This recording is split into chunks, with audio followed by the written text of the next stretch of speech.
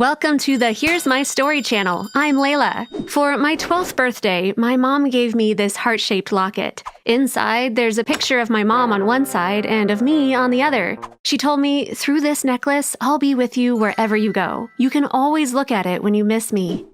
That year, both my parents died in a boating accident. I was the only one who survived.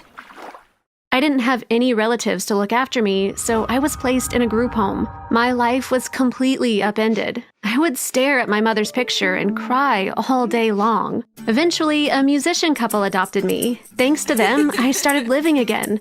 But one day, they said to me, "Layla, we've decided to get a divorce. Unfortunately, we can't be your adoptive parents anymore." At 18, I had to go back to the group home. You're allowed to live in the home until you turn 21. Since I was over 18, I could leave whenever I wanted, but I had nowhere else to go. So I reluctantly stayed there. In the meantime, I started looking for work. If I started making money, I could get myself out of there. I'd hit rock bottom again. My only source of support was my mom, whom I was carrying inside my locket. One day, the director called me into his office. There was an old guy in the room with him. The director said, "Layla, I have great news for you. This gentleman represents a family that wants to adopt you." I did not expect this. I said, "Thank you very much, but I just turned 18. I want to start building a life on my own." The man said calmly, "Miss Layla, if you accept our offer, we will make a donation of $5 million to the home."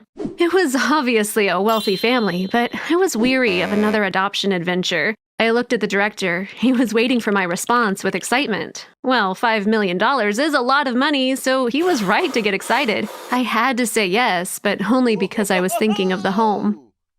The following day, a luxury car picked me up and took me to the airport. We got on a private plane. I didn't even know where we were going. Shortly after takeoff, the old man came to me. He told me his name was Leon and he was an attorney. "I'm sure you're curious about your new family. You're in for a big surprise, because you've been adopted by a king," he said. He was right. Of course, I was surprised. I had so many questions. I bombarded Mr. Leon with them. He politely answered all of them.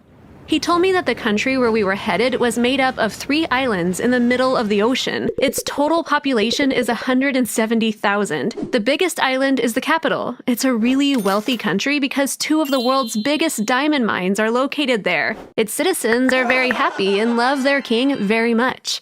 When we were landing, Mr. Leon showed me the palace that was built on the highest point of the island. It looked straight out of a fairy tale. I was in a dream. "Why did the king adopt me?" I asked. "You'll find out soon," he said. After landing, we took a short ride to the palace. It was even bigger than it seemed from the plane. There were portraits of the former members of the royal family on the walls. I still couldn't believe that I'd been adopted by a king. I was scared to pinch myself because if this was a dream, I did not want to wake up from it. Mr. Leon introduced me to Miss Isla. She was the butler at the palace. He told me she was the one who'd take care of me. She was a warm and friendly lady. First, she took me to the dining hall. "Would you like to eat something before you head to your room? Every day we prepare 99 dishes for the buffet. What would you like?" I thanked her and said, "I'm not hungry at all. Even seeing all this food makes me full."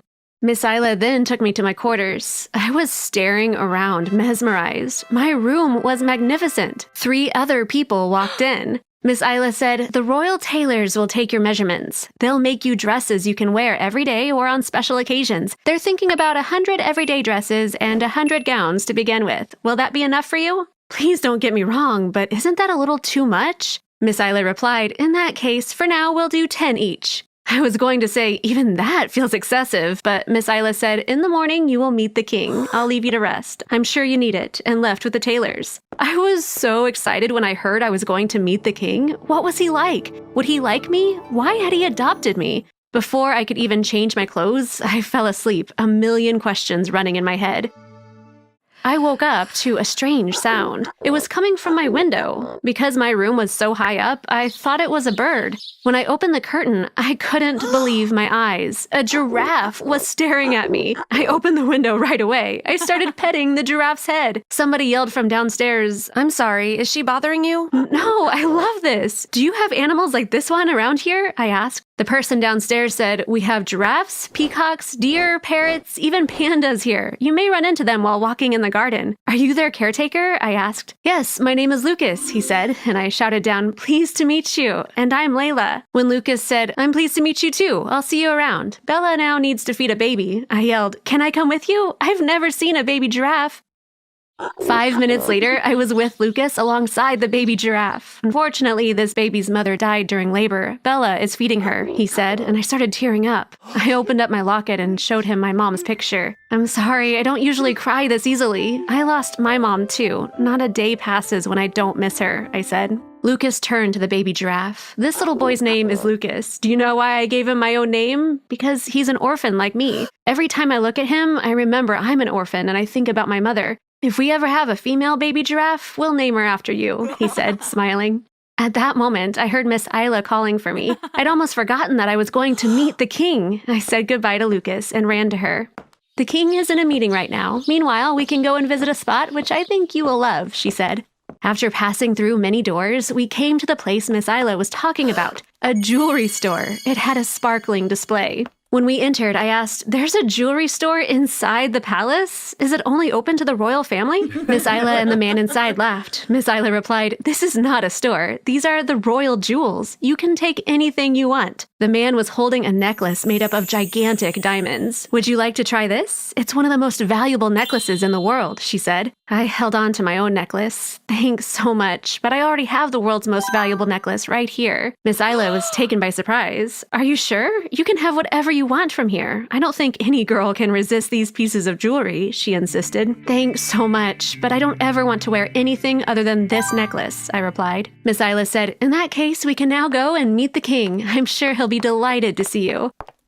When we came to the entrance to the throne room, Miss Isla pointed to a chair and asked me to wait there. Then she went in to talk to the king. Half an hour later, the door opened. Miss Isla invited me in, saying, our king and our prince are waiting for you. Going into the throne room, I was so excited I thought my heart would jump out of my chest. I was staring at the floor because I didn't know what else to do. After taking a few steps, I stopped. I heard the baritone of the king's voice. Come here, Layla. Lift up your head so I can see your pretty face. This palace has been waiting for you for a long time, he said. When I looked up, I saw the king and the prince next to him. I was so baffled that I almost fainted because the person next to the king was Lucas. He was enjoying seeing the surprise on my face and smiling mischievously. The king said with a smile, you have every right to be surprised. I'd be surprised too if I saw the animal caretaker I just met this morning as a prince later the same day. You might be even more surprised when you hear the rest of the story. Ever since you entered the palace, you've undergone a series of tests. You're the 46th girl who came here. Each of you had been handpicked from 46 group homes all over the US. But unfortunately, the previous 45 girls had been disqualified before they could get to this phase. You're the first girl who's passed all the tests and met me in person.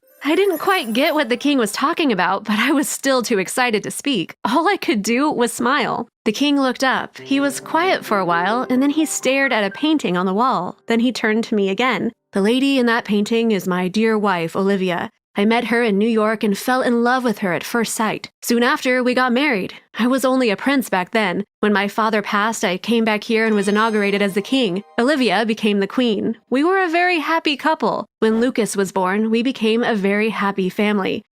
Come on, babe, let's go outside and take the boat out for a ride. I'm ready, I don't wanna wait. Get on board, got the sunshine and the short line. It's a good life. Get on board, get on board. Get on board.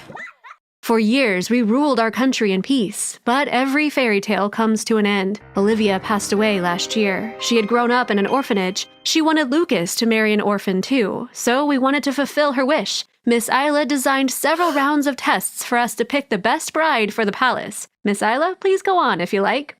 With pleasure, my king. Our first and easiest test was the all-you-can-eat buffet. 3 of the girls who came to the palace couldn't resist it and ate for hours. And of course, they got disqualified in the first round. 8 girls were disqualified during the dress test. They quickly accepted my offer to make 100 everyday dresses and 100 special gowns. For some of them, even that wasn't enough. That's why they didn't get to the next round. 11 of the girls who came to the palace were disqualified during the giraffe test. Some of them were scared of the giraffe. Some of them looked down on Lucas because he was the animal caretaker and didn't even deign to talk to him. Only you, among all the girls, went to see the baby giraffe along with Lucas. 23 of the candidates were disqualified at the last round, which was the jewelry test. When they saw all the jewels, they almost lost their minds. They wanted to get so many rings, earrings, and necklaces. This, of course, showed us how greedy they were. You didn't want any of it. And that's how you passed all the tests and became the first girl to meet our king.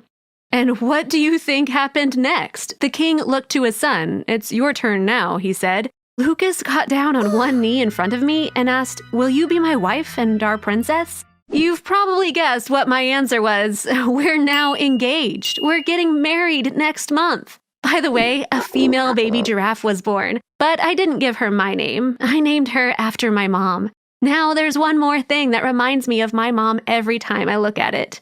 If you like my story, please